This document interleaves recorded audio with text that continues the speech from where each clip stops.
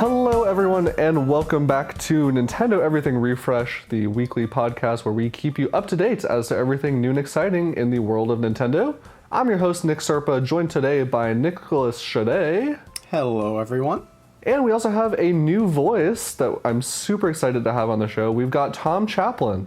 Hello everyone, thanks for having me on. Yeah, I've been brought on, me and Sam, we run a channel Turnstile, a video game channel Turnstile. We've been brought on to help make video content on this YouTube channel, so I'm excited to be here and be invited to the podcast. Yeah, no, we're super excited. It's always nice to have new voices on the channel. Everyone has a different kind of history with Nintendo and different types of games they like, so it's fun to have different folks on here, so welcome. Yeah, thanks. Yeah, just jazzed. Let's get going. Goldeneye, I hear that's like the big news this week. I think that's fairly big news. Yeah, we've actually got quite a bit to unpack this week, but yeah, let's start off with some Switch Online news. So Goldeneye 007, after it was announced last fall, it is finally out now on the Switch for Switch Online Expansion Pass members. Also on Game Pass for folks who are playing like the rare replay and all that. But yeah, overall, I think it kind of came out. I wasn't expecting it quite so soon, I will say. Nintendo's really been staggering these releases, and so this totally fell off my radar. But yeah, it's kind of a notable release, mostly because this is the only official way that folks can play online multiplayer with this kind of re-release of Goldeneye. It's probably, this would be like one of the most famous licensed games from the N64 era, right? Pretty much. Yeah, I'd venture that. I'd say that's probably not a crazy thing to say. I think certainly for a lot of folks, there's a lot of nostalgia kind of fueling the hype behind this game. Because I saw a lot of folks talking on Twitter this week, basically being like, wow, this game has not held up as well as I thought it had. Yeah, I've seen the wackiest workarounds to try and get the controls to feel the same as they did back in the N64 days. Definitely seems like you gotta put in some effort. Yeah, by the way, I don't know when this will go up, but our first video will likely be a guide for all the different ways you can remap the controls for this game. So if you want help, we're gonna have stuff for you on this channel. No, that's great to know, Tom. No, okay, so since you're kind of talking about this, I don't want to ruin your video, but I feel like this is one of the things that's kind of holding back Switch Online is that there's really not a way on a game by game basis to remap the controls. Like you can do it in the Switch at the Switch level, but it's not as straightforward as I think. At least for me, I ran into that recently when I was playing Sin and Punishment. I was like, gosh, I really wish I could remap, like, I want to move with the control stick. Does anybody have the N64 reproduction Switch Online controller? No, I wish I did. They sold? Because I do, and so like, luckily when you have that, like games just work, right? But the video will cover the optimal, remaps to your Pro Controller and Joy-Cons and whatnot on a system level, unfortunately. And I think there's like some comedy to how like annoying it is to do all this, and some frustration to be had. It is kind of fitting though, like that there's like this old school like frustrating mechanic thing, but it's just getting your controller to work correctly. Like it's so 90s of them. But if you do have the N64 thing, all 12 of you out there, right? Like it is. If you were able to get one, yeah. Right, exactly. It's sold out right now. It is interesting too. You said like it's online for the first time, but like only on Switch. Yeah, that's weird to me. And I remember like watching the Xbox trailer for this game because they both got like shadow dropped like release date trailers like at the same day a few days ago. And all the Xbox trailer advertised was a local split screen co-op, and I had to like rub my eyes cartoon style, like wait, what? And then the Switch trailer is all about online multiplayer. It just seemed like totally backwards. Right. Yeah, different universe. Well, Nintendo's got online covered. Well, I think the reason for that is actually it's not as obvious. I don't think it really comes down to any sort of exclusivity deal or anything like that. I really think it's as simple as the way that Switch Online as a service works is the whole concept is it's designed to take these games that were designed only originally for local multiplayer and make it so that through the emulation service, you can connect with your friends and play online. And Xbox just doesn't really have something like that where you can like retroactively add it back to games that didn't have the functionality, you know? The built-in system's already here. Right. So I think that's really the only reason why the Switch has it and Xbox doesn't. Yeah, because the Xbox version did other things. Like, they did fix the controls for your Xbox controller. You don't have to do all this stuff, They also, it's up-res, it's full, they actually did some kind of remastering work where it does look like Nintendo just, it's emulating the original ROM, and that's kind of it. Right. Yeah. But I do want to push back on the game being, like, bad now. I think it does a lot. I think it does do a lot of really interesting things that feel very fresh and new and haven't been iterated. Like the difficulty and mission structure design feels like super like ahead of its time, open world kind of like. The harder difficulty enemies aren't just like take more damage, but you have other objectives within the level that you don't have to do to complete the level on an easier difficulty. I feel like that's like barely been tried, and I think that would be really interesting. Maybe that's what they're doing in that new Perfect Dark that probably will never come out. Yes, the first quadruple A game is what it's talking about, the new Perfect Dark. Right. That just tells me it's gonna be another decade. I don't think the game. I have not played this re-released version yet. Actually, most of my nostalgia for Goldeneye actually comes from the Wii version that came out, which was like kind of supposed to be a reimagining of this game. I freaking love that game, man. I would play that game online like all the time with people. It was really like my first like online shooter that I ever played. And I feel like that game also deserves a re-release at some point because we haven't really gotten a new like modern James Bond game in quite a while that has, I think, lived up to people's expectations. I'm very excited for the new one that's being worked on by, gosh, I can't remember who's exactly. Oh, it's the Hitman developers. They're working on a James Bond game right now. Ooh, okay. Yeah, I did not know that. Okay, that's exciting. Yeah, it's supposed to be like a totally original story. It's like not tying in with any of the movies, and they said it was going to be their next main project after Hitman. So that's why I'm like, it's going to be a good time for James Bond fans pretty soon. Yeah, I do want to mention one thing that does concern me about this NSO version of Goldeneye is because of all the copyright involved.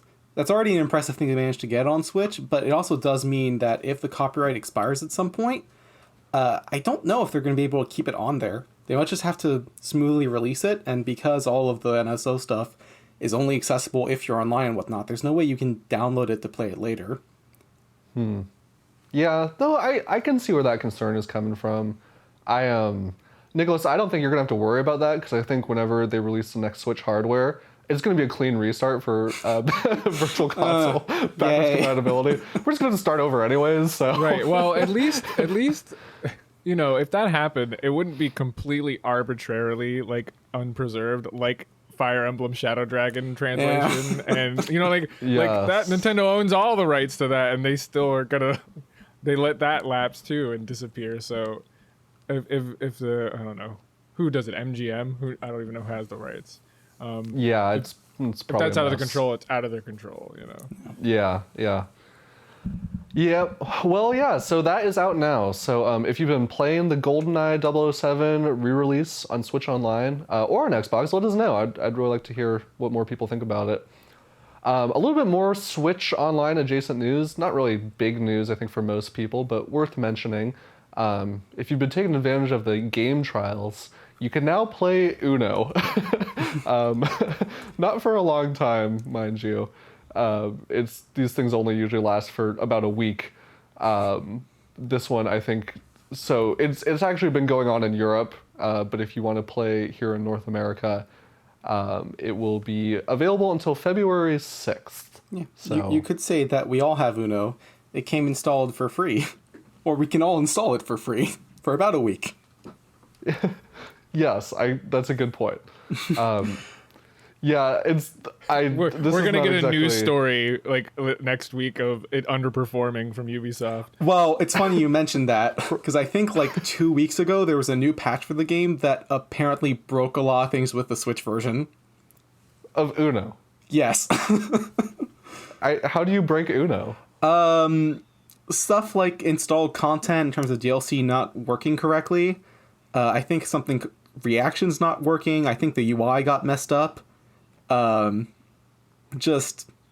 right, it's also now mandatory to sign in with a Ubisoft Connect account. Just a whole lot of stuff that kind of messed up the game. Yeah, you gotta love it. Yep. Yeah, no, this is... So don't download it, everybody. Listeners, don't. You can try it for free, but I would think twice. I would give it a try before just going out and buying it. Isn't like a non-distinct generic version on Clubhouse Games? Yes. Oh yeah, it's called like Last Card, I think is what it's called on there. Yeah, that's a great point. Well, and also I don't really understand how this would work, like, because if you're playing on your TV with people, like, can't you just if you can see everyone's cards, doesn't that defeat the point? I think it's mostly for online play as opposed to local. Good point. Okay, that's why it's an online trial. Yeah. This is why you need the Wii U. See. Yeah, this is why people subscribe to Switch Online, I would say, is specifically so they can play Uno with their friends. Yeah. So yeah, if you're down for some Uno, well, you can now get in for a little bit of time without spending any more money. So there you go. This isn't exactly Switch Online related, but feels worth mentioning because if you don't have Switch Online, you're out of luck. But there's another Splatfest. Yes, a tough time. You don't get to participate. Sorry. No, I'm just kidding. No. So there's a new Splatfest announced for Splatoon 3 coming up in February. February 11th is when it starts. And the theme for this bad boy is, what's your favorite chocolate? So I expect people to be up in arms about this one. I expect an overwhelming majority of milk chocolate. Well, I was going to say, so I think we should open the conversation. What is the best chocolate here? Milk chocolate. Really? You think so?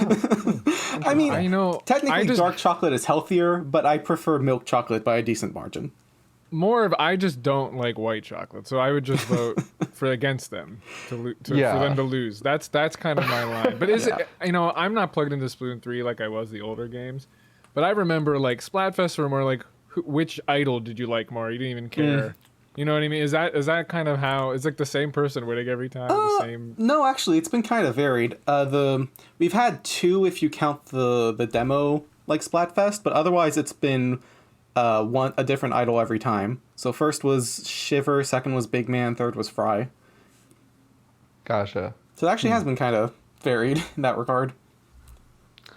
I'm more of a dark chocolate guy myself. I didn't really think when I was a kid I hated it, but man, you get like a dark chocolate with like some raspberries and stuff in there. The bitter taste of adulthood. There's a line with me in dark chocolate. There's a percentage that if I go above it, I won't eat it. But if it stays below that line, I'll be happy to have it over the others. There you go. Well, I do want to mention something exciting about this. Is that the last Splatfest we got was in early January. This one's happening early February, so that kind of breaks the trend we had for the first 3, where they seemed spaced apart by 2 months.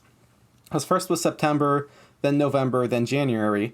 Now we're getting one in February, so it seems like they might not be doing bi-monthly ones after all, and we might get them more regularly, like we did with the past games, which would be nice. Yeah, I mean, it's a huge selling point for that game, and I think it's also nice because folks who didn't pick up the game at launch, will still have a good amount of these live events to participate in if they want to. Yeah. Yeah, it's just so bizarre that they did them so infrequently for the first few months if their plan is still have them release monthly from now on, but oh well.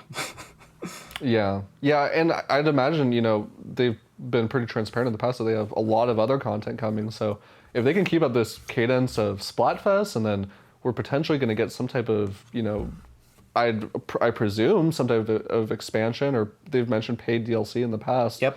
That's going to probably come in the next year or so. So, yeah. And we're getting the next season starts in early March, or at least it should. So we're getting a whole load of new content in about a month, too.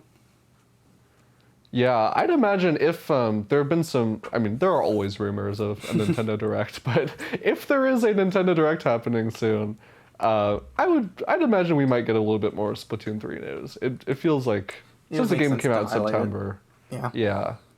I mean, there's got to be every February there's a Direct at this point. There's got to be one. I'm almost convinced, and I won't let anyone tell me otherwise. Right, but Tom, the more you say it, the less likely it is to happen. Yeah, every time you say it, Miyamoto pushes it back by another hour. Miyamoto. Yeah. Yeah, he personally is monitoring every Twitter feed. And every time you say it, Pikmin 4 gets pushed back by another month. No, I want that. Oh, well, hey, speaking of games, let's talk about some game announcements that we got this week. A surprising amount. If you weren't paying attention, you might have thought you missed an Indie World presentation or something. But no, it's just been a lot of surprising, cool announcements. So this one came out of left field for a lot of folks. There's a new SteamWorld game in development. And this one is totally different from anything that Thunderful has produced before, or Imogen Form. This one is like a city builder, which I would not have had on my bingo card. Yeah. Well, but see, that's at the same time like very unexpected and also completely expected, because they've done something new with SteamWorld games basically every single game. The only exception being SteamWorld Dig 1 and 2. But then you had SteamWorld Quest, you had SteamWorld Heist, you have this, you have the third-person game they put out. They just really like exploring different genres within this one world. Yeah, it seems really like the only thing consistent at this point is like the art style and just the overall theme of it. But yeah, but I would say like I feel like this is a natural conceptual extension of Dig 1 and 2, right? Like, because you still mine, I believe, in this, and you're still going underground, but then those resources can be used really meaningfully to build a town. I feel like that's like perfect. Like to me, that's like, oh, that makes too much sense. Obviously, you have to make a city builder, and that's not easy. But like, I'm excited for that because it feels like there's a lot of synergy with the original concept. Yeah, it's a natural next step. Yeah, and I think they've also, I mean, it's hard to tell without actually having it in my hands, but just from what I've seen in previews and all that, it looks like they're trying to make... City builders can sometimes have a reputation for being hard to parse or difficult to learn or just very mechanically dense. And this looks fairly approachable. Like, this seems like this could be a good entry point into the genre. I could see them bringing in a lot of folks who like are familiar and enjoy the SteamWorld IP, but who maybe are not super well versed in this genre. I could see it being, very appealing in that way. I mean, well, another thing. Oh, go ahead, Nick. I don't know about you, but looking at the theming, I would say this is pretty mechanically dense. Like, in what way? Robots. I don't mean. I don't mean mechanically dense. I know. It doesn't have depth. Talking about Crystal, baby. Yeah. I don't know. I mean, I think another thing that city builders have a problem with on console is playing with a controller. Yeah. And they say in their press release that this has been designed from the ground up, that it'll work well with the controller in hand. So to me, when I want to play a city builder, I don't do it on a Switch because it's a mouse keyboard game, right? But if this game has that kind of concept from the outset, maybe it's now more desirable to be on console. Yeah. No, I hope that's the case. Yeah, it is one of those things that's really hard until you've had it in your hands. But yeah, we'll find out soon. I mean, they're saying it's coming sometime later this year. And yeah, I'm interested in it. I'm not a huge SteamWorld fan myself. The whole just kind of like aesthetic never really attracted me personally, but I do like the occasional city builder, so this might be on my radar. Yeah. Well, let's move on. We've got quite a few games to talk about in this section. This one also kind of was a big surprise. I don't think anyone was predicting this would happen soon. Life is Strange 2 is coming to the Switch. Now, we've gotten some other Life is Strange games on the Switch. We got Life is Strange Remastered Collection, which included the first game and its kind of spin-off half-sequel game. And then we got Life is Strange True Colors, which was the third game in the franchise. But we never got this one. This one just was left out of that package for some reason. And so, yeah, I'm really excited to see this come over. I freaking love these games. And the second one, I think, is really, really good. Have either of you guys played these games? Familiar with them? I'm a little familiar with the first game. I know very little about the second and third, and I really feel like I didn't hear much of the second when it released. There just wasn't much buzz about it, I feel. Yeah, the second Life is Strange game, well, technically it was, technically the second Life is Strange game was called Before the Storm, but that was, like I said, more of like a spin-off of the first one. Yeah. But yeah, this one, I think I mentioned it last year. It was one of my What Have We Been Playing Lately games. It's really, it's different. It's more like a road trip adventure. So you're basically, this incident happens and you play as this older brother and your younger brother's involved in this incident with the police. And so they have to go on the run basically. And their goal is to get back down to Mexico where their dad has some property that they can live in and, kind of restart their lives from. So the whole game is really just about trying to get there. But all this shit happens, of course, and you have to make some really tough choices. And, it's different than other choice-based games in the sense that what you're doing, it doesn't affect you so much as it affects your fictional little brother that you're taking care of. Yeah. So the choices that you make kind of affect how his personality shapes and develops as he gets older over the course of the game. Yeah, I was going to say, really... the concept of you not being the main character with superpowers, but just being someone in their like inner circle, is not something I feel like I've seen very often, and that alone is kind of like, it's a bit of a hook. It's interesting. I wonder how the game handles that. Yeah, well, if you're curious, I would definitely recommend it. I was very impressed by the game, and it was surprising that it didn't get a lot of, I don't know. I don't want to say it got negative feedback at the time. It just didn't get much feedback, or at least it didn't get the same kind of limelight that the first game got. Yeah. What about you, Tom? Is this something you're looking forward to, or have you already played it? I have not played this series. Was this announced E3? Like, weren't all three games announced to come to Switch like E3 like 2 years ago? Or am I remembering correctly? I think just the first and True Colors were. I don't think this one ever was. That's really odd. That's really odd to just announce two of them. Well, I'm glad they're finishing it, but yeah, I'm not very familiar with the series, but this is Square Enix, right? They're publishing it, so not a huge surprise. Square Enix loves the Switch. They have a lot of do. fun with it. Yeah, they're the most prolific, I'd say, of probably most of the publishers out there. So yeah, that one's coming super soon, February 2nd, which it may already be out, actually, by the time you're listening to this. So yeah, there you go.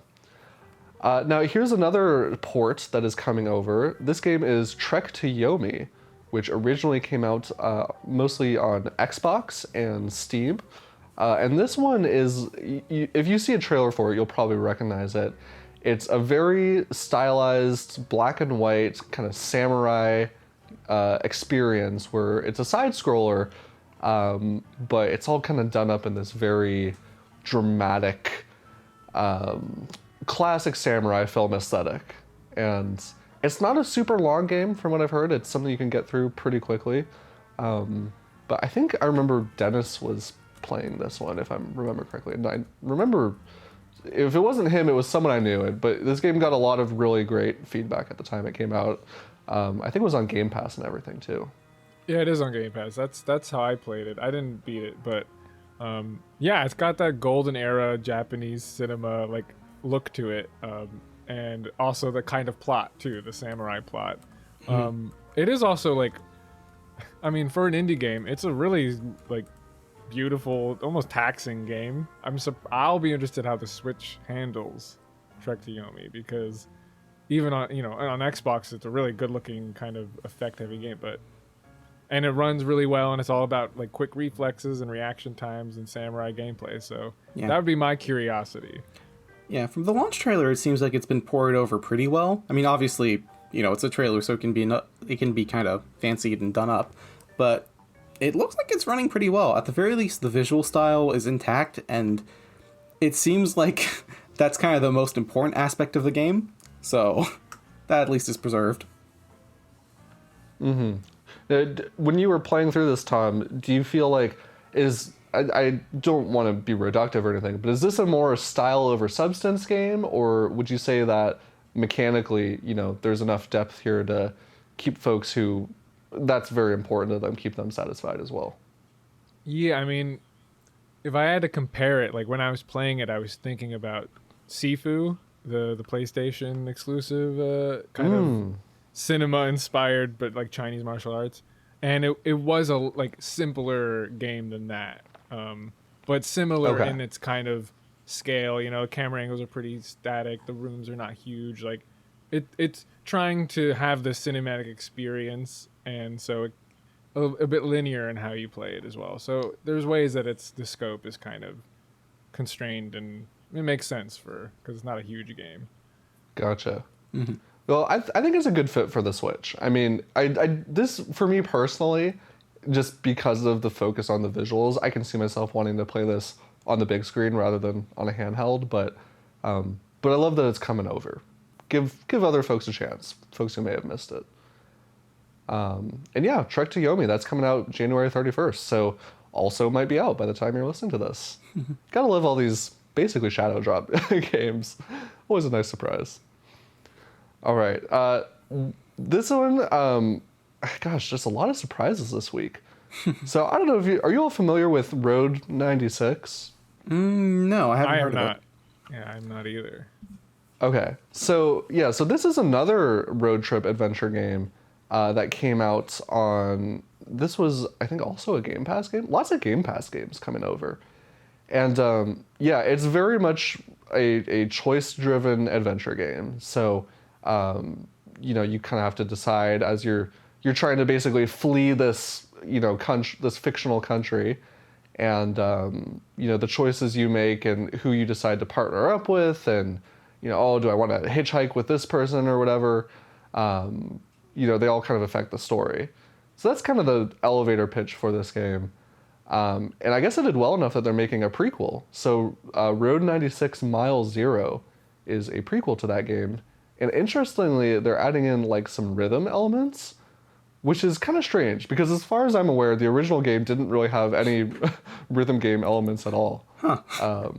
So it's an interesting shift, but I like the idea of it, like as a concept. I don't know. What are you guys' impressions looking at the trailer for this? It gives me kind of, not super strong Life is Strange vibes, but there's something about the visual style and the way it's being presented that gives me that same kind of like melancholy teenage adventure, I guess. Yeah. But yeah, all the rhythm sections, inspired. Yeah, all like the rhythm sections, the skateboarding is all very different, obviously. I wonder how much that impacts the narrative experience. Yeah, it'll be interesting to see. Yeah, we don't know too much about this one yet, but it is scheduled to come out in April, so not too long of a wait. Once we've gotten out of the busy season a little bit, I could see this one falling onto more people's radars. All right, and then one last game, new game that I want to shout out real quick, mostly because this one, I'm a little bit skeptical that what we're seeing in this trailer is Switch footage, personally. Yeah. I would love to be proven wrong. So there's a new game that was announced last week called Strayed Lights. It's a action-adventure game. If you've seen, fast-paced combat action games, you've seen something like this before in terms of mechanics. It looks very fast-paced, like a hack-and-slash kind of combat system. Looks like it's all about getting into a rhythm and, figuring out enemy weaknesses. If you played an action RPG, that looks familiar. What's really striking about this game to me is the art style. Mm-hmm. It looks incredible. It looks just very well animated and lots of neon colors everywhere. I mean, what's not to love? Yeah. I love the visual design of this. It's so good. Like the sort of tribal-esque aspect of the characters, the way they use the lighting and the effects, the different colors that both like what your main character changes between, what the enemies have. It all looks so good. It gives me kind of Pathless vibes, which I think, funnily enough, is also coming out on Switch very soon. Yeah, that one actually just got a release date for February. So yeah, when I saw the trailer for this, I was thinking the same thing. I was like, it looks kind of like the Pathless, and it also kind of looks a little bit like I don't know if you remember, but EA published their EA Originals, and one of them was Faye. For some reason, it kind of reminded me of that, like the character design. But yeah, it just I'm always baffled when like these like very impressive games. It seems like it's happening more and more now. But these games are just really striking. They come out of nowhere, you know? Yeah. And you're like, gosh, how long has this been in development? Who's making it? You know, like where did this come from? Shout out to Hi-Fi Rush, not Nintendo related, but very much what you're talking about in that regard. Yeah. Oh yeah, seriously. Yeah, just dropping like a finished, like amazing action rhythm, whatever game. Like whenever we feel like it, we'll just no marketing, just everyone watch it, and everyone play it. Yep. Which I do kind of question the logic of doing that, like in the middle of one of the 3 busiest months of the year. But you know, it's like I think this one might get a little bit overlooked. They haven't announced a release date for it yet, but I mean, man, like just with all the Switch ports that we've already talked about coming this week, I mean, it's stuff like this tends to get buried sometimes, I feel like.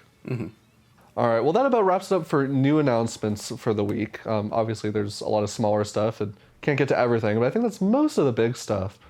Want to talk quickly about some release dates. Obviously, we just mentioned The Pathless is coming out in February, so that's right around the corner.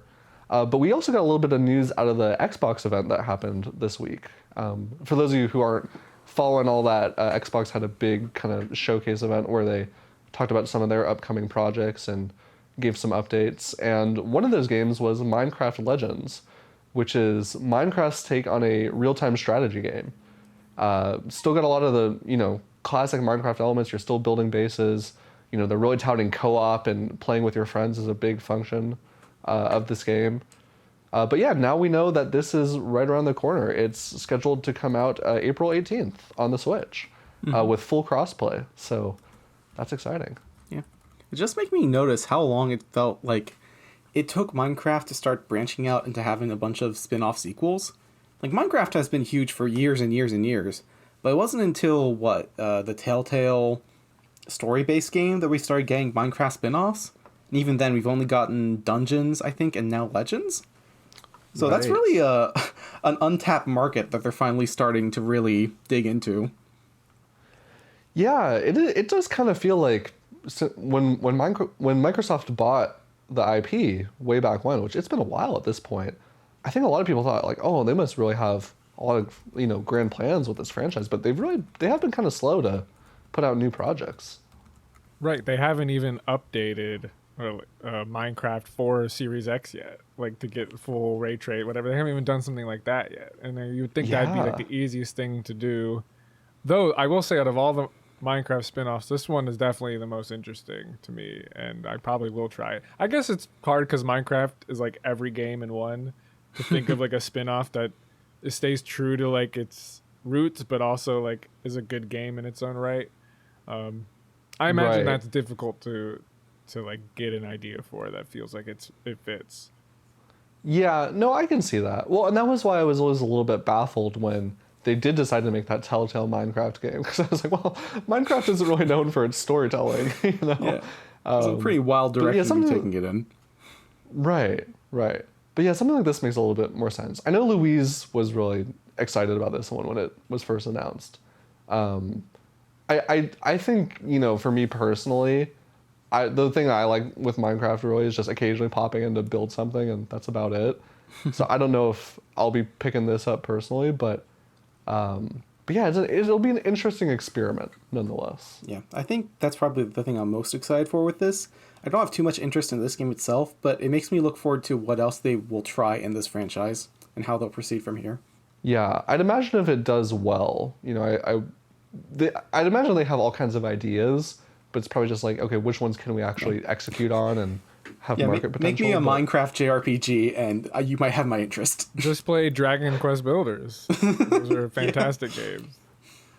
Which, you know, is basically just Minecraft, right? Yeah, it's a Minecraft JRPG. Yeah. So JRPG Minecraft. There you go. Yeah. Would you what you mean like with like turn-based combat and anime nonsense, Nicholas? Oh, all of that too. Okay. Does it need to have a 100-hour campaign? Yes, and, give me take place on the an shoulders of excessive giants? amount of time to pour into it. Love it. So yeah, Minecraft Legends is currently scheduled for April. All right, now this next one I'm excited about. So I don't know if you guys are familiar with Fuga Melodies of Steel, but this was a story-driven. I'd say it's kind of a strategy game in a way. It's a story-driven strategy adventure game that takes place in the same franchise, believe it or not, as the Solo to Robo series. Which when I first learned about that, I was like, oh, that's kind of interesting. But Isn't that the one where you had to put up the cartridge to? Okay, no, never mind. Oh, no, I think you're thinking of something else. You're talking about that Game Boy game. Yeah, the Game Boy Advance game. Wrong thing. Yeah. Yeah, I don't think it's related to that. But yeah, anyways, apparently, so the first game, Fuga Melodies of Steel, apparently it's actually like a really like dark emotional thing. Like you have this like moving ship filled with animal soldiers, and you have to like pick ones to sacrifice to like charge up this powerful weapon. It's bonkers. Yeah, my first thought was Animal Advance Wars, but that doesn't feel accurate. No, it's not. Apparently it is a absolutely heartbreaking experience because you have to like, you have all these cute little animal soldiers and they are all friends, and you have to like, there's like a social sim element to it, right? Like you're talking with them, and but you're like the captain of this thing, and you're in like this desperate war, and you have this massive gun basically on the top of this tank thing. It's called like a soul cannon, and to power it and like move forward to the story, you have to like pick animal friends to like put into it. It's like shocking. Jesus. I know. I don't. Yeah. So I don't think people really like realize. Okay. So that's all crazy. The game did not sell very well, but regardless, they're making a sequel, and the sequel is coming out in May. And as far as I can tell, it looks like more of the same. They haven't. It looks like there's a little bit more exploration, maybe, but new giant animal soul gun. Yeah. It's bonkers. I don't know, Tom. What do you make of this? I feel like we're just in a tactic strategy game renaissance right now with the Switch. Like everyone's been calling this genre dead, but I feel like every game we're talking about is RTS or turn-based strategy. Like I'm always down for games like that, and I'm glad it must have done well enough to get a sequel at least. I'm always good for more of those, but I had not heard of the first one, so though I do think the hand-drawn like art style, it looks great, but I don't know if I need to kill animals and sacrifice their souls. More Cult of the Lamb than Advance Wars. Right. A little bit, yeah. Jeez. Yeah, no, that's kind of why I wanted to shout it out, is because I don't feel like a lot of people know about it, and I myself have not played it personally, but just the sheer premise has me interested, and I do kind of want to go back and check out the first one and see if there's like enough substance, and it's not just, people be like, oh, this is so weird, But yeah. All right, and one final release date. This was for a game that was previously announced in a Nintendo Direct. So we're getting a remake of Harvest Moon: A Wonderful Life. This time it's called Story of Seasons: A Wonderful Life, to fit in with all that confusion with Yeah, how is this legal? How did Natsume sign off on this? Or do they have any right to? That's a great question, Tom, and I don't know the answer. They may not even know the answer. They may just, I don't know, they just might be making it, hoping for the best. Just roll the dice, see what happens. Yeah, I'm making Legend of Greg, Ocarina of Time. I don't know if is that fine? Is that legal? It should be fine. It's the same subtitle, but different title of the main game. Yeah. Just don't tell the Nintendo ninjas, and you'll be good. Yeah, this is the remake of the original, though, right? It is, yeah. The original was a GameCube game, if I recall correctly. And I guess it's one of the more loved ones in the series because they're doing a full-on remake of it. Mm-hmm. Also, can we comment on the trailer they released for it? Because it's a little weird in terms of how you want to market the game, but it is also delightful. Yeah, so it's like a instead of doing just like a traditional game trailer, it's like this whole paper book that it's like a stop. I don't know what would you call it? I guess they call it papercraft in the trailer. Yeah, I would call it. I've never seen something like this before. It looks like far more effort than they necessarily need to put in for just a release date trailer, but I very much appreciate it. Yeah, the artwork is beautiful. I'm trying to picture like the boardroom conversation that happened. They're like, all right, we need to put out a new trailer for this game, but we need to put it out like yesterday. Do you guys have an idea? And they're like, oh, well, Jim over there, he made this weird book thing. Can we just film that? He has an experience with flip books. Just scroll the release date at the end of it and we'll go from there. Yeah, I love it. I love that. I mean, it does make it imbues like a labor of love kind of energy to this game. Yeah. It's like if they were just cashing in on an old game, you don't think they would market that way. But maybe because it's working on me. Maybe it's just it's charmed me. They got you. You're in their clutches. Yes. Well, I do remember when they announced, by the way, the release date for this game is June 27th. So a little bit later, I think, than some folks thought. But yeah, when they announced this remake, I think a lot of folks were surprised because it just feels kind of random. I mean, especially because we get so many farming life sims. That direct in particular, I believe it was all in the same direct, had like 10 farming games in it. And I think probably one of the challenges with marketing a farming game is how to make the trailer interesting.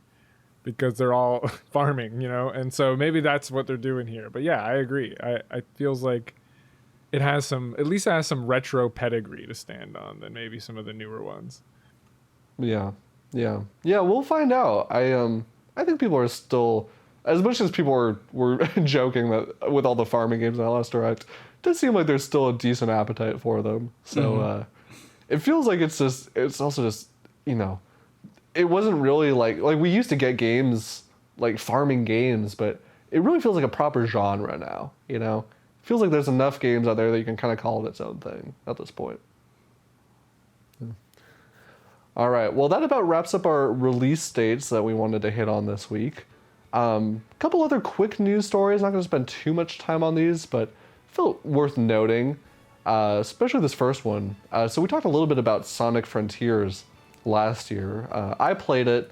Did either of you guys ever get around to Sonic Frontiers? Nope. I played the demo they put out on Switch, which, as an aside, it's one of those you have 15 minutes to play through the demo and then it ends. Which I don't understand why they're still making those, but anyways, I tried it out through that. Sam had played a lot of it. I think he beat it because he's like a Sonic guy. Okay. And from him, so I'm gonna just relay what I remember from our conversation. Is big fan, most fun he's had with Sonic in a long time. In a way that, to me, sounded familiar to a lot of people. Mentioned like Legends Arceus, was like, oh, they changed it up and it went open world and actually kind of freshened and made it fun again. It had been a while. Sonic Forces was kind of a disappointment. BDSP was a disappointment. So that's kind of where I felt like this game landed. So yeah, I really enjoyed the game itself for the most part. I mean, they made some strange choices with mechanics here and there. Like they had a bunch of random mini games that just were totally just out of place and completely broke the flow of the game. But overall, like as a whole, I really enjoyed the game. The Switch port did not leave me impressed, needless to say. I don't think that's a controversial opinion. But anyways, so there have been some interviews since that game has come out, and the director of Sonic Frontiers, Mario Kishimoto, who has generally been pretty open talking about the game and what he wants to do with the Sonic franchise moving forward, is saying that, some of the things that they brought into this game, most notably the boost mechanic, they're thinking, that may not stick around for future Sonic games. And it's interesting because what they've said in the past was, we really want Sonic Frontiers to kind of be the start of this new era of Sonic, and, we want to make more games like this. Mm-hmm. And the boost mechanic is a pretty big part of Sonic Frontiers. Like Right, yeah. when I was playing, I don't know about Tom, I don't know about your friend Sam, but like I was always hitting that boost button. Like that's what the game's all about. So I have no hard time picturing in my head what the game would look like without it. But I mean, it's been a part of 3D Sonic games since what, '06 or Colors? Like it's been there for a while, and the fact that, like you said, it's also still used prominently in Frontiers kind of makes it odd that that's one of the things they're considering cutting, because it seems like a lot of the game is kind of built around that idea that you can get up to max speed pretty quickly. Mm-hmm. But the more like adventure focused 3D Sonics, I mean, there were some early 3D Sonics that didn't. So yeah, adventure. Maybe this is a Two hint. Heroes. Maybe this is a wink of Sonic Adventure 3. That's what we're just prepping us for that.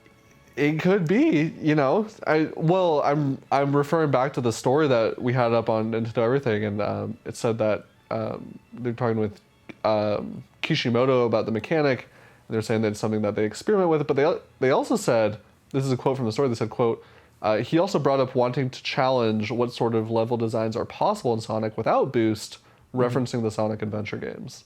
So there you go. Maybe referencing Werehog levels from Sonic Unleashed. Oh no. I'm sure that's it. Oh no. Yeah, definitely.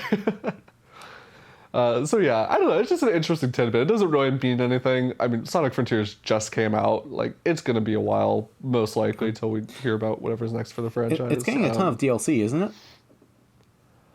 I wouldn't say a ton of DLC. It got some random, like, costumes and stuff towards the end of the year, last year. I know they're planning on making some more of the characters playable. Yeah, they laid out a roadmap, I think. They did, yeah. There's some stuff coming. It's not like this crazy big project, though, it seems like. Live service Sonic Frontiers. Gonna live on for the next 12 years. Right. Yeah, and so, yeah, again, I don't really think it means anything yet, but it's interesting to hear that they're already kind of thinking about where things are going to go next. Mm-hmm. Now, I want to shout out this too, because it's not like super related, but we're talking about behind the scenes talks with developers. We recently did an interview with the developers of the new upcoming SpongeBob game coming out. SpongeBob SquarePants, the Cosmic Shake, which I don't know if you guys are big SpongeBob fans or anything, but it's pretty notable because, SpongeBob is, I mean, obviously it's a massive franchise, but hasn't really gotten a new original 3D platformer in quite a while. And this is like a totally original project for that IP. And so there's a lot of folks who are really excited for it. And so we did a huge interview with the developers of the game, Purple Lamp Studios. And I just want to shout out because I think it's worth a read if you're a fan of the show. Or if you were a fan of the show and you have nostalgia for it and you still enjoy the games. They really go and talking a lot about, how much they love the IP, and, they're bringing back some of these older locations and themes from the show. But they're also bringing in like some totally new stuff. They talked about a new character they're introducing. So I'm really curious to see how this game lands. It's such a strange release. It feels like it's kind of random, and I don't know. Mm-hmm. Where are you guys at with this one? It reminds me of Crash 4, right? Like the studio gets to remake something, does well, and then gets the keys to make another one. And I'm sure they're Purple Lamp's excited to just do this forever. I mean, they did. I believe the remake sold very well.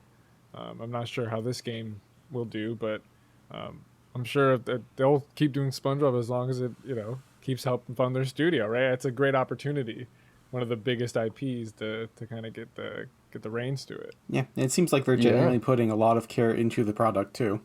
Yeah, I mean, look, I haven't watched SpongeBob since I was a kid, but I still have a lot of love and nostalgia for it, and it certainly seems like they're knowing how to play to those cards for sure. But yeah, the idea of like an original, like game and that it's interesting, and I know we have someone from the site who's reviewing it, so I'm definitely interested to see how that will play out. But Yeah, that's coming out super soon, and I keep forgetting. It's coming out January 31st. So it should also be out by the time we have our next episode. All right. Well, thanks for bearing with us so far, folks. I know we've been talking about a lot of games in this episode. It's been a surprisingly crazy week. Gosh, I can't even fathom. Like, if we have a Nintendo Direct in the next few weeks, I'm gonna be dead. I'm gonna I won't even know what to talk about. Announcing 12 more games releasing in February. Yeah, right? Oh my gosh, that's what it feels like. Well, I do want to, every week we always talk about some of the games that came out this past week, because it's so hard, man. It's so easy to get into the trap of, oh, here's what's coming next. Here's what's coming in a month or in 6 months or whatever. And then you keep forgetting that all these games that you had previously talked about, well, some of them are actually out now. And it's so easy to just kind of like gloss over that sometimes, Right, I'm still catching up on last January, let alone this one. Hey, lucky you, man. I'm still catching up on like January 2013 probably. If I had to, yeah, I'm still trying to beat Rayman Legends, It's still there. There you go.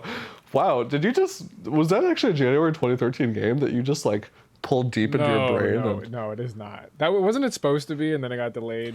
It was supposed to be. Wasn't that one the one that was supposed to be a Wii U launch exclusive, and then they delayed it like 3 times before putting it on other platforms? Right. It was. And then pushed to August or something. Yeah, I can't. Yeah, God. I'm gonna look, Tom. I'm Wikipediaing this right now, and if you're correct, of what? I'm gonna be. It didn't come out in January. I know it didn't come out in January. Unless it came out on Switch in January. You were close. August 2013 was when it finally came August. out. That's what it came out in August. I remember getting it in August of that year because I was waiting desperately for it. Yeah, talk about things we need to come back for. I mean, seriously. Ubisoft, I got a tip. Make great games like Rayman Legends again. No, that might help. That's not live service. You don't want that. Yeah, if it can't be a battle royale, I don't know if it's gonna work for them. But well, it's not like their battle royales have been working either. Well, hey, speaking of Ubisoft, they did put out a totally just random game this week that I didn't even know existed, if I'm being totally honest. So it's a game that they're publishing. It's called Oddballers, and it is a new party game. It's like a dodgeball party game. I feel like they saw, when Knockout City came out, I feel like they saw Knockout City and they're like, shoot, we should make a dodgeball game. And now here it is like 2-3 years later.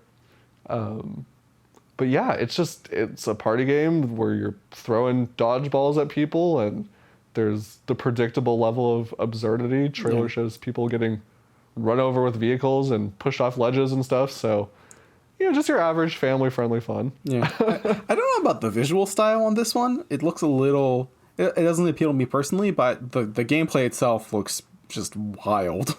Yeah, it's just like ragdoll hijinks. Yeah. Right. But, we're talking about Ubisoft, and, where is this game coming from, and why... why?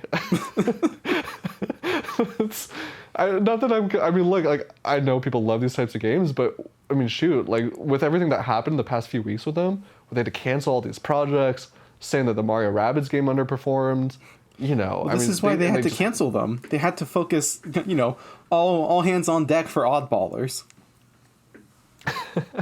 I guess, man.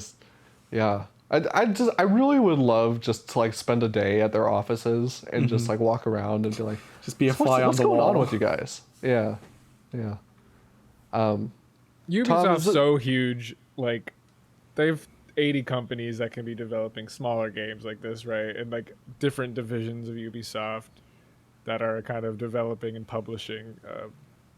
I'm not surprised that they're just random games can just pop out from them at any moment. Right. Well, but this isn't a game developed by them as far as I'm aware. I think they're just publishing it, which is also a little bit unusual. Let me look it up. I'm curious. Yeah, it's not like they've been publishing a lot of smaller games recently. Okay, it looks like it's developed in part by Ubisoft India. Ah, okay. And then Game Swing, which is the non-Ubisoft developer. So those are your two. And Game Swing made a dodgeball game in 2015. So I guess that's gotcha. Makes sense then. Man, I'm telling you, man, dodgeball's having its comeback. I between this and the EA game, and then also I think last year, I think I mentioned it, I played that Dodgeball Academia game. Like, I don't know what it is, but there's a lot of dodgeball games right now. And with that, let's talk about other games. So this one is a pretty big release, I would say. If you like Wonder Boy, boy, do I have something for you to get excited about. Tom, how would you like to have 6 versions of the first Wonder Boy game, 4 versions of Wonder Boy in Monsterland, and about 10 other Monster Boy games all in one package? I'm scared by the concept of having 15 games to play all at once. Too much wonder. Yeah, it's, well, okay, it's, let's see, let me do a quick count. 1, 2, 3, 4, 5. It's 6 games, but all of them have multiple versions. So they're saying in total, there are 21 versions of 6 Wonder Boy games in one package. So this is like a retro collection. Then. Which, okay. as a side note, is kind of odd because there already was a Wonder Boy collection released on Switch that had like 4 of the 6 Wonder Boy games and different versions of each of those. But rather than just like update that one or make DLC for that one, they're just releasing a new one with all of the additional content. Yeah, it's look, if I'm being totally honest, like I had before the Switch came out, I had never even heard of Wonder Boy, okay? And then they just decided we're gonna put a lot of Wonder Boy games on the Switch. Yeah. And now it feels like it's this like super prolific franchise, but that's only because they're just putting out so many re-releases of these games. Isn't part of it that the pretty early on into the Switch's lifespan, they put out, it was Wonder Boy the Dragon's Trap, right? And so I assume that because, you know, early Switch days, there wasn't a whole lot on there, that ended up gaining more notoriety than it might have had if it came later in the life cycle. And it probably got a bit of a resurgence for the franchise as a whole because of it. Yeah, I think you pretty much nailed it. I'm one to celebrate preservation packages like this, and if there's 18 different ports of an old game, I think that's good. Oh yeah. Though, like in Wonder Boy fashion, it's like horribly confusing and impossible to understand. Yeah, no, I'm with you, Tom. It better to have it preserved somehow than not, right? Right. And if folks are putting their heart and soul into making this package, then hey, like more power to them. Yeah, because everyone was talking about Digital Eclipse's Atari anniversary, and we've gotten those games a million times, but the way it was preserved and the packaging was like partly why it was so well regarded. Yeah, it's supposed to be a super impressive package. It really, you can tell when a package like that is put together by people who really care about the source material. You know, it ends up having more impact to it. And I think when you get those really solid packages, in a way, it almost does kind of make the case for like, I can see why we're not getting everything on Virtual Console like we used to a point.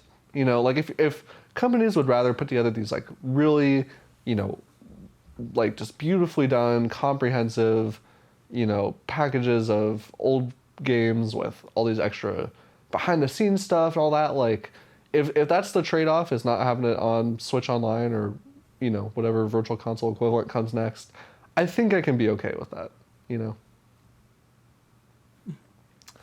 That's reasonable. Yeah, no excuse. Nintendo needs to make more games available. Yeah, no excuse for Nintendo. Yeah. I'm with you there. Well, they're kind of forced to do these too, in a way, because there is no other place for them like there used to be. Yeah, no, that's true. I think there were a couple games I wanted to mention, but I think in the interest of time, I'm not gonna get to all of them. But I do. This one is just weird, so I feel like it's worth mentioning. So, one of the complaints with the Switch when it came out was that it didn't have as many like little things you could do on it. Like, you on 3DS and the Wii U, you had all these little things. You had Miiverse, you had where is built-in Nintendo Switch Face Raiders? 100%, Nicholas. You had an hour log where you could see accurate data of your playtime. Yeah, that's true. You can. It's like one of my biggest pet peeves about the Switch. arbitrarily vague hour logs. Right. Well, and you can make Mii's that you can use in like a handful of games, so that's exciting. But yeah, other than that, the Switch is always been kind of bare bones feature wise. Well, one company has decided that needs to change, and so for the currently low price of $2, but normally a questionably high price of $40, they've decided to release. What a deal! What a deal! I gotta get that right now. I'm running. Well, my Switch.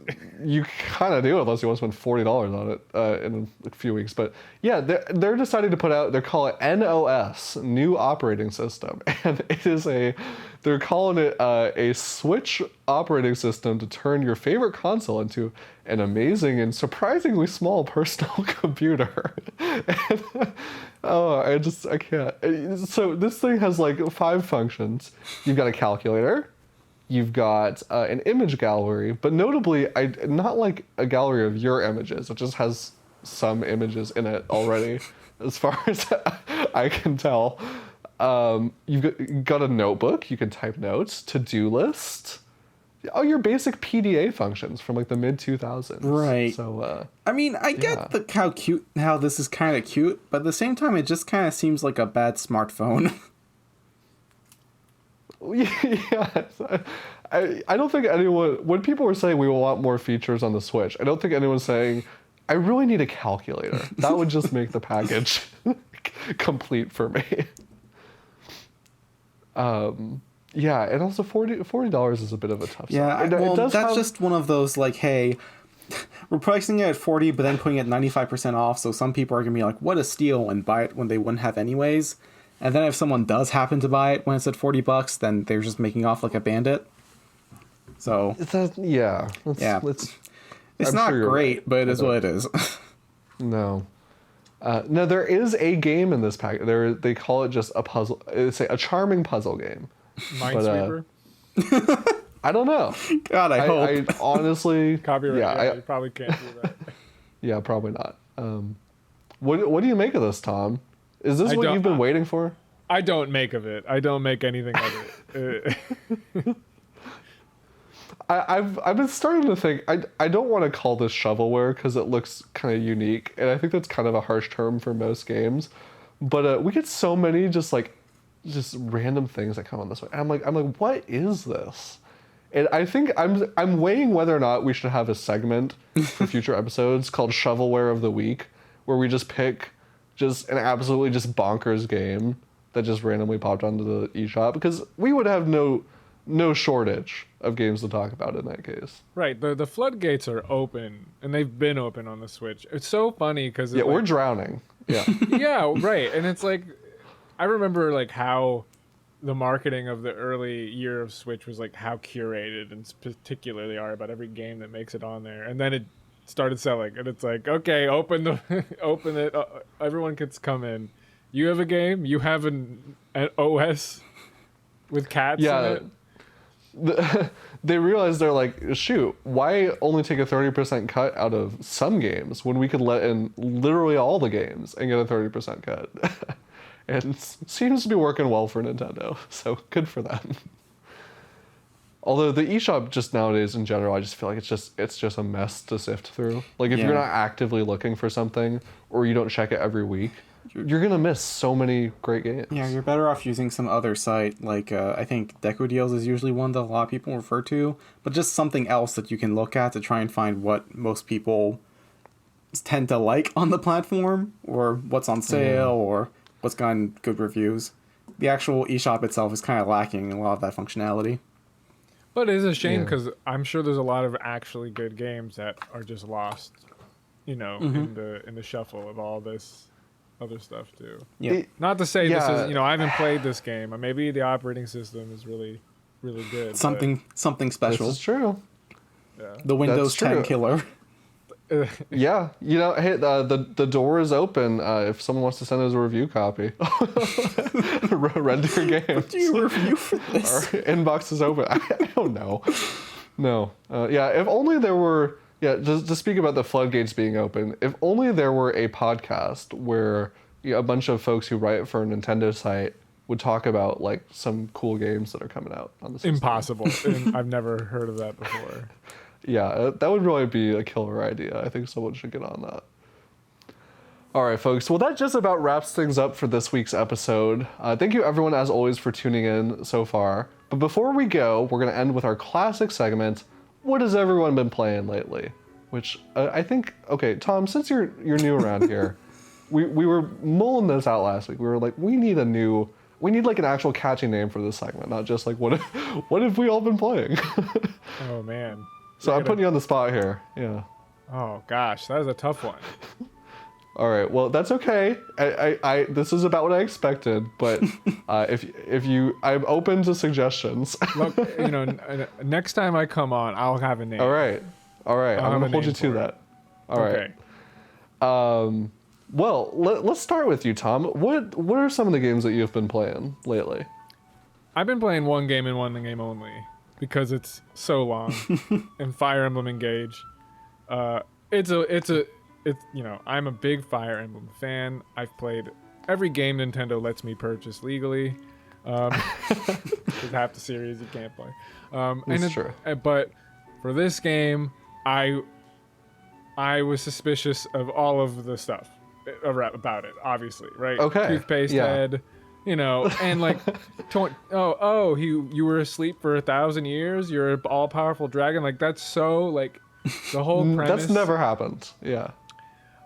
Fire Emblem, like, the main characters used to be just like Prince whose dad died and he's mad. Now the last few are like goddess dragon of God and like, and so it's a little frustrating of how powerful canonically, because I feel like it does hurt like the story, and yeah, it does hurt the story. I feel like this is like cliche the story of Fire Emblem, so I was concerned.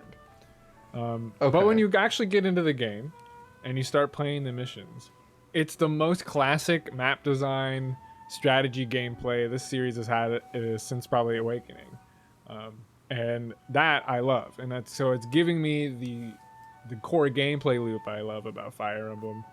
And one thing about Three Houses that, for a story that's really good and really ambitious for Nintendo, like, I love the characters and story in that game. Like, it is a game that when you replay it, you have to like, oh yeah, I got to spend 40 hours in this school. And so it's hard to replay. This game, don't feel bad skipping the story. You can get right to the great gameplay, the like classic maps, and all these like fun new mechanics they've added they brought back the weapon triangle. I don't know, I'll explain myself a bit further too. Like, Three Houses is like sandbox Fire Emblem. The maps are all just like open fields, because there's so much freedom they give you in character building, and any character can be anything they want to be in that game. And so it's more about just kind of experimenting with mechanics. And because of that, there wasn't like no limits to resources, and like the map designs like just an open square. Where this game, the resources are more limited, your money's more limited, and the map design's more linear and has like specific challenges that you need to take advantage of and overcome. So all that makes me, and also looks really good. Like, Switch games, you never know these days, but this game's stunning. Yeah. And all that, I'm kind of obsessed with it, and I'm probably like 40 hours in, and I'm still haven't beat it once yet. And usually when I play Fire Emblem, when you beat it once, that's just the beginning, and you go in again on the harder difficulty. Oh, and I don't know how people do it. Yeah, because the games are fun. Yeah, they're just addicting. Sure. Yeah, I think for me, I feel so starved for time in general, that I'm like, shoot, if I'm able to get through a whole RPG, like, I'm just proud of myself for doing that once. Not to mention multiple playthroughs. Well, but, luckily there isn't 3 like story routes in this one. You only do like 8 playthroughs helps. To complete the game? Fake fan, wow. Right. Yeah. No, I'm glad to hear that you're enjoying it. And so I want to ask you, because you were saying that, like, back in Three Houses, any character could be any class or whatever. But I've heard that you can still kind of do that in Engage as well, that there's a lot of room to kind of build out your characters, totally change their classes and how they play, like, fairly early on in the game. Yeah, there is, but it isn't as like easy. Like, Three Houses, you just choose a different class, right? This one, you have to This is where the emblem rings come in. They have to gain proficiency with an emblem ring to get like the ability to change a class. Right. And so if you have a character and they're not proficient with swords, you can't just change their class to swords like you could in Three Houses. You have to sync them up with an emblem ring sword user like Marth, bond them, get their bond to a high enough level for the character to get a sword proficiency, and then you can change them to a sword class if you want. So there's a few more steps of you actually having to play the game and get familiar with the mechanics to kind of do some silly stuff with character building. Gotcha. Okay. Yeah, no, I like hearing different opinions on this game because, as I mentioned in the last episode, I think, I'm not a Fire Emblem expert by any means, and I think the idea of a game so centered around, hey, we're bringing back all these characters from previous games, can be a little intimidating. Like, as someone who, I want to jump into this, I'm curious about it, but I don't feel like I have all the required background knowledge to really enjoy it. But you were saying that just because the story is just so completely nonsensical, it doesn't really matter? Well, for that fear specifically, these characters they bring back have no lines. I mean, the Marth and Sigurd and Sigurd's never even been in a game in America or in English. It's only Japan with Fire Emblem 4. They're just you, so you recognize their designs, but when a character has the marriage thing, right? You go up in relationship A, C, B, support A, ranks. Support ranks, yes. With this game, you also have bond ranks with the rings, right? And you get a conversation every 5 levels with a bond rank, and they're literally one sentence each character. And so you don't need to know these characters because they're not part of the story, really. They're just it's kind of like how Fire Emblem characters were in that Shin Megami Tensei crossover, Tokyo Mirage Sessions. Tokyo Mirage Session, yeah. Okay. Yeah, Fire Emblem in these old characters are there in almost a name only, and so it's more it's their design, and then they have what they add to the gameplay. I think is what's more interesting is their abilities they give a character than they add to the story because not much. Yeah, that has been my impression just seeing a whole bunch of clips online. Although I will say some people have posted some pretty good lines from different characters that made me a bit more interested in picking the game up. In I think it's similar with Three Houses. Pretty much every line's voice acted in this game. There's no grunts that just make I love up a that. whole line. So yeah, that's great. Yeah. That's one of those things that I love to see. It just adds so much to the experience for me personally, especially when I don't have a lot of pre-existing knowledge of the characters. But yeah, the more I hear about this game, the more I'm thinking I might pick it up pretty soon because, after I played Awakening, I was like, I want a little bit more Fire Emblem, but I kind of needed a break after that, and I like the idea of going into a Fire Emblem game that I don't need to have this huge commitment to the franchise to enjoy. So yeah, I think in many ways it's more accessible because there's not a lot of fluff to the experience. It's you get right to the game. Yeah. No, that's awesome. Well, cool. Well, thanks, Tom. Nicholas, what about you? What have you been digging into lately? Honestly, not a whole lot. I think the only real major thing I did this week was I ended up completing Snake Pass, which is something I've been slowly working towards for a few weeks now. Because I stopped halfway through back when the Switch initially launched. So that's done, and I don't want to start anything big right about now because I don't want to be in the middle of a big RPG when Octopath 2 and Kirby come out. So I'm mostly thinking about revisiting some older games. I think there's a Monster Hunter Sunbreak, basically just more title update information coming out next week. So I might get back into Monster Hunter in preparation for that. I've also been thinking of getting back into Metroid Dread, specifically doing a Dread mode playthrough.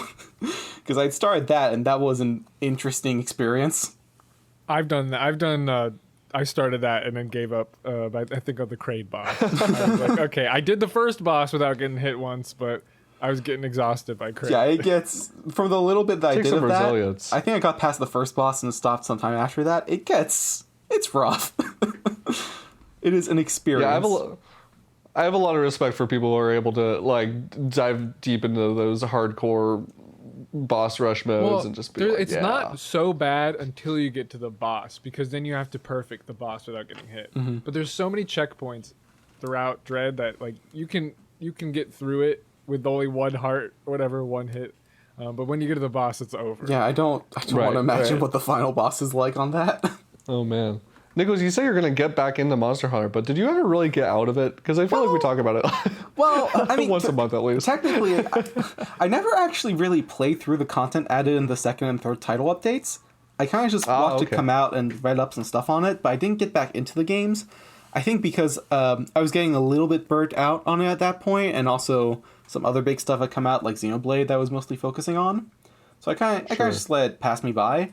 But with this new title update being announced, and they'll probably come out, I would imagine, within the next 2 weeks, it feels like a good time to try and jump back in and just do a little bit more of the stuff that I had missed out on.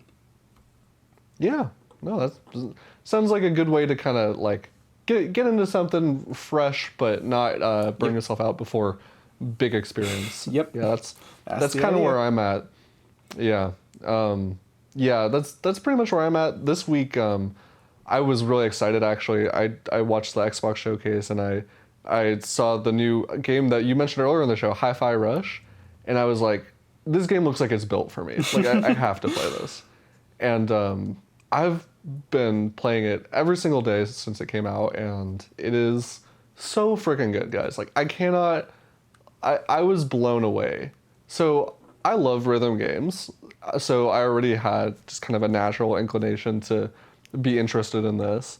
But it is truly astonishing how every single thing in this game goes to the music. Like everything from, you'd think it's a given, but it's so impressive when you see it in action. Everything from your character's footsteps as he's walking, to things moving in the background around you, in the environment, platforms and stuff, obviously. All the cutscenes. Yeah, all the cutscenes. Every single thing in this game is in time with the music. But what's crazy is that like you don't have to play it like a rhythm game to enjoy it. If you want to just mash buttons and get through combat and, you know, just not worry about the timing of things, you can totally do it and you can have a great time. But if you are doing stuff to the beat, which the game really encourages, you get all this not just like visual feedback on screen, but just everything starts clicking and pieces start moving together, and it's really just mechanically it feels amazing to play. I love games where I feel like I can really get into like a flow state with the combat and the mechanics, and if that's your jam, I cannot recommend this game enough. Yeah. Not to mention that it's just beautiful and just striking from a presentation. It's just on Game Pass, so you can just play it. You know, you don't even need to just pick it up. I have it downloaded, and it's once I'm done with Fire Emblem, which might never happen. I definitely want to play it. Yeah, it's not a super long game from what I've heard. I feel like I'm almost done, but it's only supposed to be like a 10-hour game or so, which is nice. I think that's kind of what I needed right now. I think the industry needs more games like this. So yeah, it's so nice just to have it be, you know, very polished, one and done experience. No live service, no microtransactions. Just you play it. It's a great experience. It's polished, and then you're done.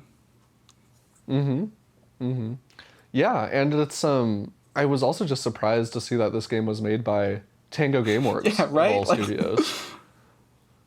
I mean, I love it. I love that, you know, the studio who has just always been associated with horror games, you know, has clearly proven that they're capable of doing all kinds of things, and I can see why that would be attractive to a big company like Xbox to have that.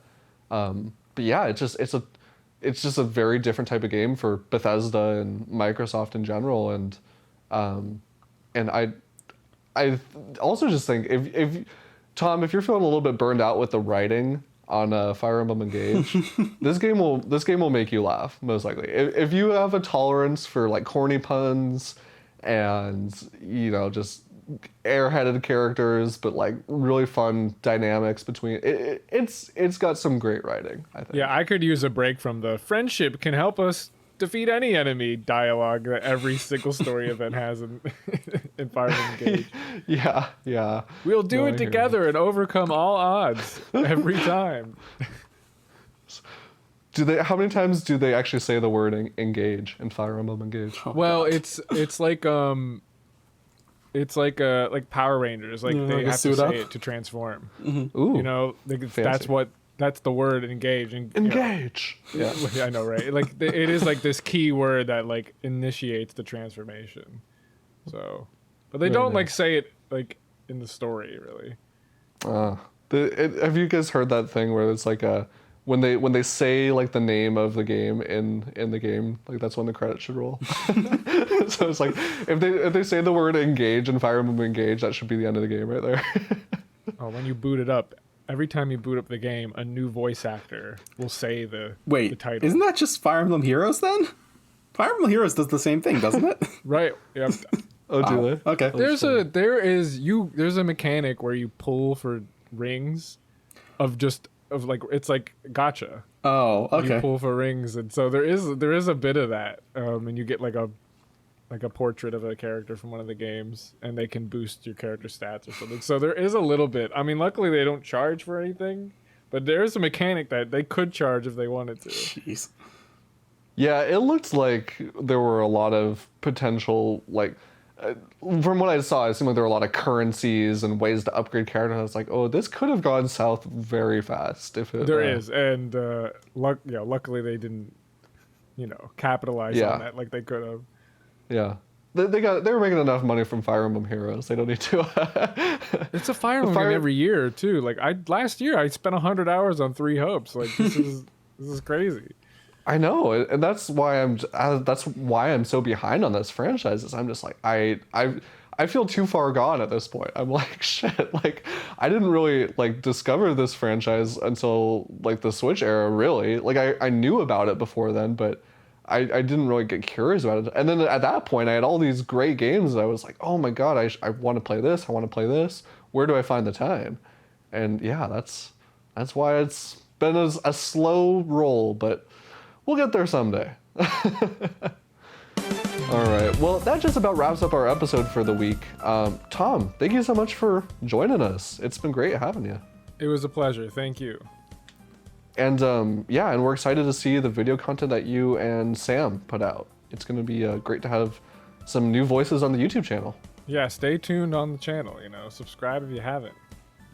All right. What should people expect? Are you guys shooting for like video every week, every 2 weeks? The goal right now is every week.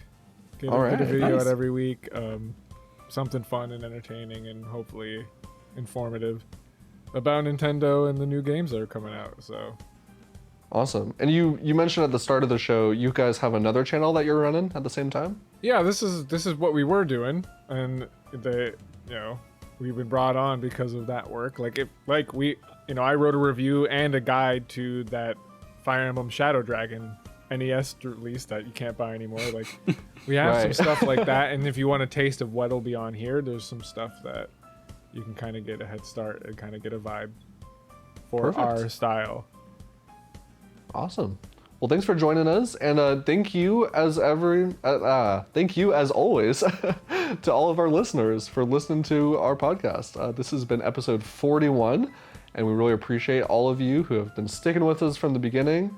As always, if you like the show, please spread the word. We would love to get more and more listeners so we can keep doing giveaways, add some new segments into the show, all kinds of fun stuff. So spread the word. We'd love to hear what you think. And we're on every major streaming platform. So whether you're looking for video version over on YouTube, you can also watch that on Spotify.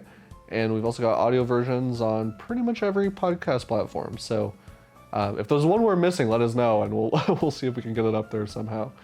But thanks so much, and we will be back at you next week with everything new and exciting in the world of Nintendo. See you guys later.